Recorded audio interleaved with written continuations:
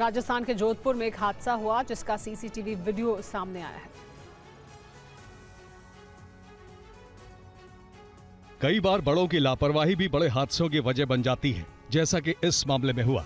एक पिता स्कूल से 2 बच्चों को लेकर एक स्कूल के बाहर रुकता है। बेटे को स्कूटी से उतारकर वो बैग देता है, फिर थोड़ा आगे जाकर स्कूटी पर बच्ची को बैठा हुआ छोड़कर स्कूल के अंदर जाने लगता है।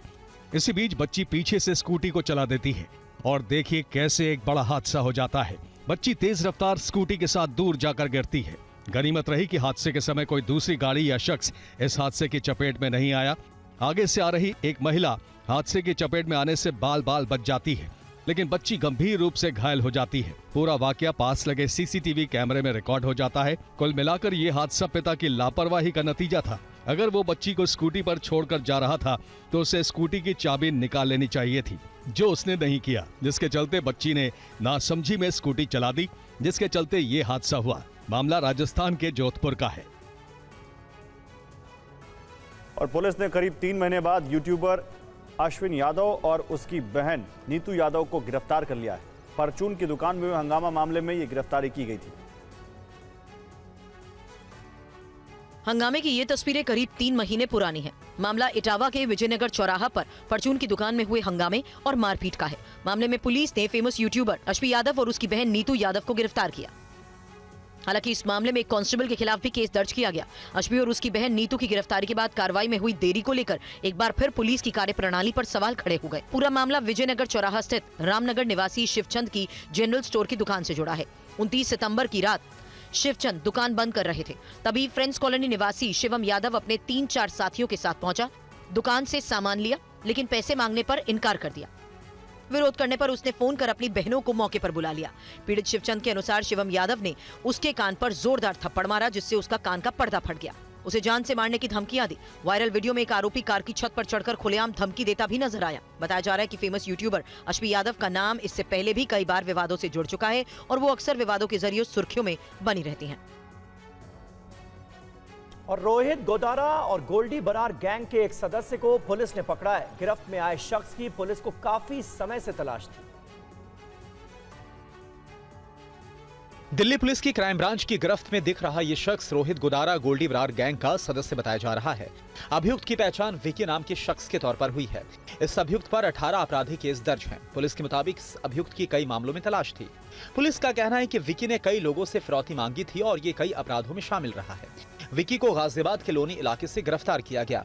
विकी का पुराना आपराधिक रिकॉर्ड है और वो लॉरेंस बिश्नोई और रोहित गोदारा गोल्डी बरार गैंग से जुड़ा हुआ था। तीनों बड़े गैंग से जुड़े कई और बदमाशों की पुलिस को तलाश है।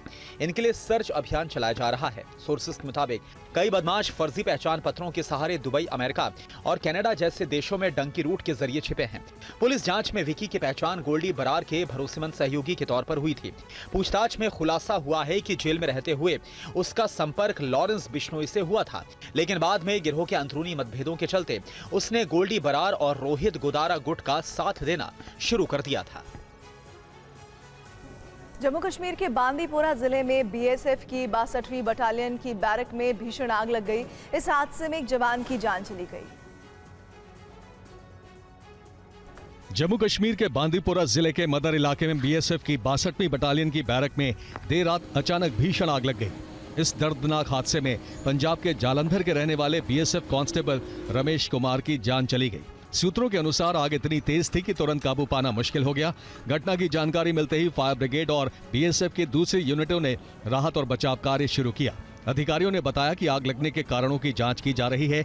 मृतक कांस्टेबल रमेश कुमार के परिजनों को तत्काल सूचना दी गई और उनके साथ हर संभव मदद सुनिश्चित की जा रही है। बीएसएफ के वरिष्ठ अधिकारी इस हादसे को गंभीरता से ले रहे हैं और जल्द ही मामले की जांच की जाएगी।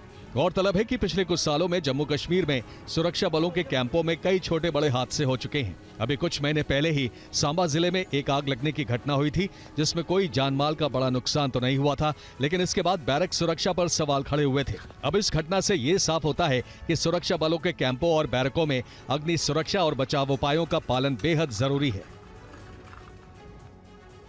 अनंतनाग रेलवे स्टेशन पर आरपीएफ और कुलगाम पुलिस ने मॉक ड्रिल की। इस दौरान संभावित खतरों का परीक्षण किया गया।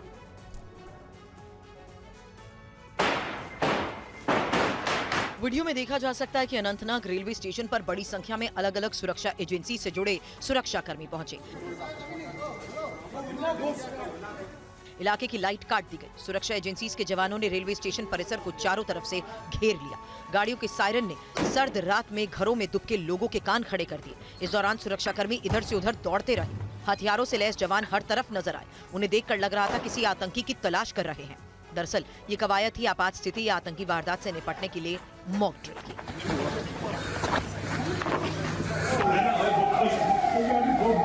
मॉक ड्रिल में गेट नंबर 1 से कुछ लोग एक व्यक्ति को स्ट्रेचर पर ले जाते दिखे। स्ट्रेचर पर लाए गए व्यक्ति को ई कार्ट की मदद से अस्पताल पहुंचाया गया। रिहर्सल में हुए आतंकी हमले में 4 लोगों को गोली लगी। उन्हें स्ट्रेचर पर एम्बुलेंस से अस्पताल भेजने की रिहर्सल हुई।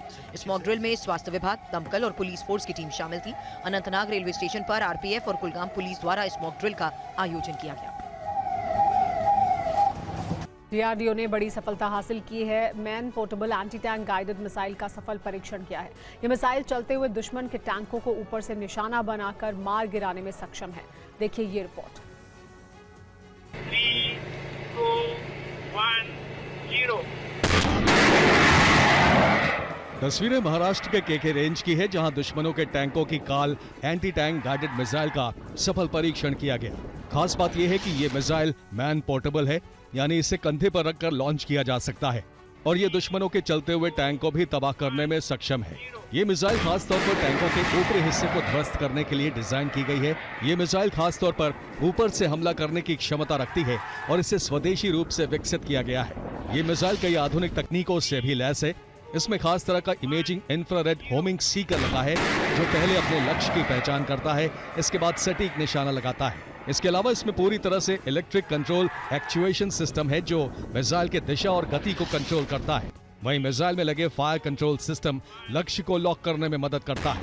मतलब साफ है, दुश्मन के टैंक अब इस मिसाइल के सामने बिल्कुल भी सुरक्षित नहीं है।